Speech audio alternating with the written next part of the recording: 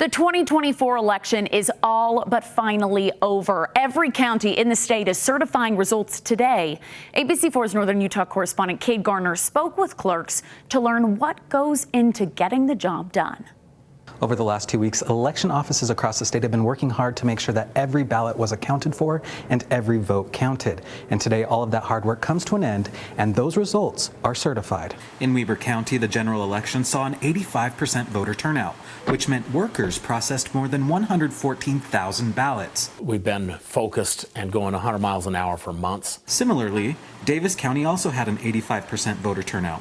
For workers, that meant processing more than 170,000 ballots. A couple of days after the election, we had 99% of the ballots counted and those totals released. But results are not finalized for 2 weeks after Election Day, and there are a few reasons for that. The first is the voters, who may have had some sort of a question with their ballot. Maybe they had to vote provisionally because their registration wasn't current, or maybe their by-mail ballot had been challenged because of a signature question. And so providing those 2 weeks for those voters to get them taken care of and make sure that their ballot counts, I think it's a really great benefit to have in place. Then there is the sheer number of ballots. Most are returned ahead of Election Day, but many come in the day of. We had about 60,000 ballots came to us on Monday and Tuesday. So that's a lot of ballots just kind of coming in all at once that we have to work through and process. Then there is the post-election audit. It's a little bit stressful, but we have confidence that the audit will, if we have issues with our machines, that the audit will uncover them.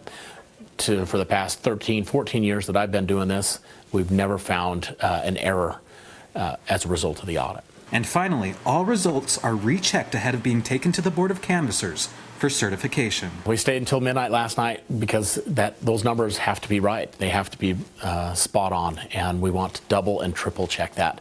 There are some things you don't rush. Brain surgery is one. Election administration is another. Both Hatch and McKenzie say today is an exciting day because it really is the culmination of all the hard work that goes into making sure that elections here in Utah are safe and run as smoothly as possible. Reporting from Ogden, Kade Garner, ABC4 News.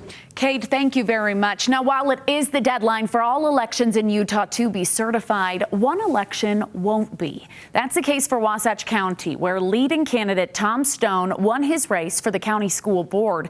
However, 9 days after Election Day, Stone was told that he was disqualified for not submitting his financial disclosure in time. So Tom then sued the county, claiming he did not receive any reminders to submit his disclosures while other candidates did.